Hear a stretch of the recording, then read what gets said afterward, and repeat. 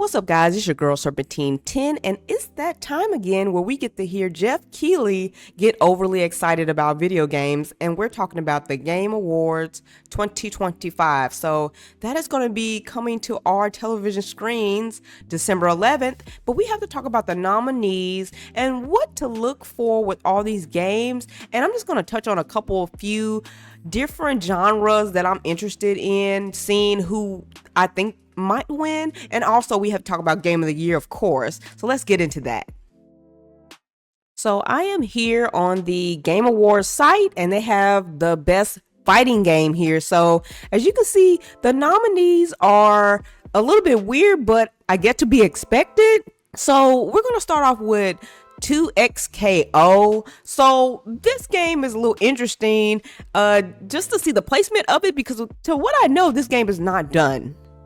So I know that this game actually had a new character named V, or I think that's what her name was. They had showed her, but I think that this game is still in like beta stage. So this game is not out yet, and it's kind of weird that this game is even on this lineup. It really does stay like the state of fighting games right now, because if you have to have a game on here that's in beta form just to say that it is a contender, that's not the best look. But I know that if this game was like fully finished and it was released to everyone, everybody was playing it while it was like full release and all the characters were here, this game definitely would be a contender. I mean, a lot of people are waiting for this game. I mean, I never thought I would see a League of Legends fighting game. I don't know who asked for this, but on their part, it was a smart idea, because this is going to be super popular when it does drop. So this game definitely does have a chance of winning in the future. I just don't know about right now. Okay, so I am in agreement with the Capcom Fighting Collection too. I mean, the first one was really good, and the second one should be on this list. So it's not really much to say about that. I do have the first one, and I did not get this one, but I feel like that should be here. So I'm going to let that one be an okay for me of being on this list. So next we also have Fatal Fury, City of the Wolves. Of course that should be here. I mean, this game definitely should be here. I mean, Chun-Li was announced. I mean, it's a lot going on this game, and it seems like a lot of people are enjoying it. So this could be a huge contender to win. I mean, I did play Fatal Fury. I made a video on it. It was fine for what it was. I mean, it's not my cup of tea, of course, but it is an interesting fighting game nevertheless. I just never could find a character that I could like. But, you know, with all the additions that are going to be here in the future, yeah, Fatal Fury could get it. Now, this one really does make me so sad to the core, and that's the Mortal Kombat Legacy Collection. So I've heard nothing but bad things about this game, and it makes me so hurtful inside, because I really was going to buy this. But after hearing everything and the negative reviews, I had to change my mind on it. I mean, come on, if anybody knows anything about Mortal Kombat, this is a classic fighting game, and it should be a winner. But unfortunately, there's been too many ups and downs with this. People said it is laggy. People said that online sucks. People said that it plays terrible on PlayStation 5 and PC, and it's crazy because it has almost every MK game, even Sub-Zero mythologies out of all things. The only thing it doesn't have is Shaolin Monks, which is a letdown. But I don't know, maybe in the future I'll buy this, but for right now I just cannot mess with this. But it's a shame, because this is my childhood, and it just seems right that this should be on this list, but I hate that this turned out the way that it did. So finally, we're going to talk about a game that I have been playing to death, and that is Virtua Fighter 5 Revo World Stage. So you guys know that I've made plenty of content for this game, and we have Virtua Fighter 6 to look forward to, so this should definitely be here. I mean, I have basically played this game to death. Every iteration of Virtua Fighter 5, I have played it, and now we have World Tour. The only thing different about this is that they have the World Stage mode, and they have cross-play, and you can play as Dural. So those are very interesting features, but yet again, I just want a new game, and we know that Virtua Fighter 6 is on the way, and yes, I feel like this should be a contender on here. It's a little bit up and down, but I know it's not a brand new game, but at least it's something for us to look forward to. And I have been having a good time playing Virtual Fighter 5 World Stage. But like I said, whenever Virtual Fighter 6 shows up, you know that that's going to be a contender to just win it all.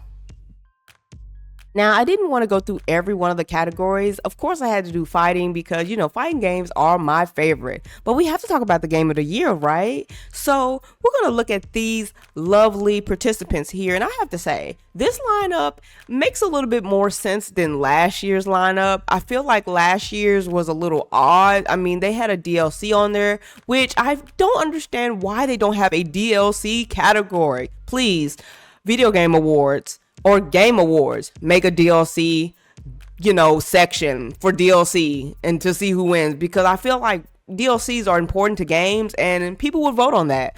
But we're going to start off with these games here, and some of these are just sticking out like sore thumbs of who the winner potentially could be. But unfortunately, I have not played any of these games, and I don't know how I kind of like look past all of these. A lot of these games that are here are just things that I'm not really interested in, and there are games that I'm just not like drawn to. That's a lot of the reason why I did not pick them. But we're gonna start off with Hades 2.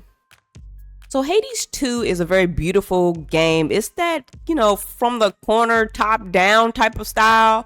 And, it's about Greek mythology, was always a plus in my eyes because, I love God of War. So Greek mythology is always great to hear about and to see it, reimagined in different people's eyes. I have played a game that was similar to this. It was called Transistor, but I don't know if this is by the same developers. But those type of games are always like beautifully done. They have really good stories, and I had a lot of fun with Transistor, but I just never really got around to actually playing neither one of the Hades games. But I can definitely see this being a winner for sure. I mean, who wouldn't? If you like Greek mythology, I'm sure you'll like Hades too.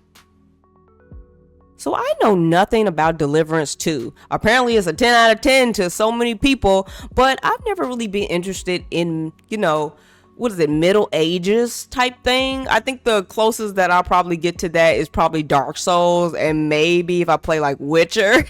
But I don't know if I would even get into something like this. I did want to play Baldur's Gate a long time ago, but I just never got around to it. But open world games like this, they are always hitters, and people just love stuff like this because guess what? You can do whatever you want. So could this win it? Absolutely. Baldur's Gate did. So you guys let me know what you guys think about Deliverance and if it's your winner. Okay, I'm not gonna lie. Growing up, I was not the biggest fan of Donkey Kong because I feel like I was already oversaturated with Mario too much. And I haven't played a Donkey Kong game since 64. And I don't know. Nintendo games just do not stand out to me, even though I have one.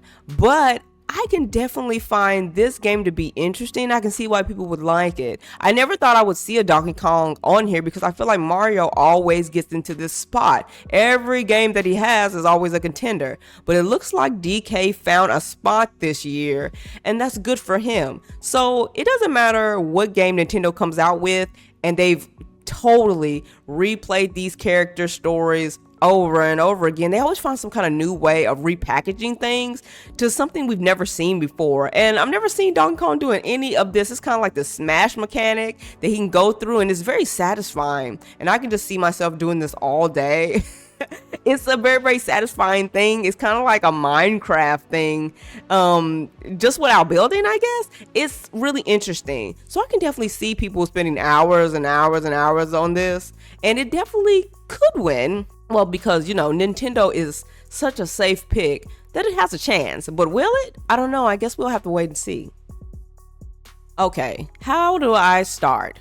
With Death Stranding. So this is crazy to even be seeing this game again. And I know Jeff Keighley's gonna go crazy because you know what? He loves Kojima. He loves him.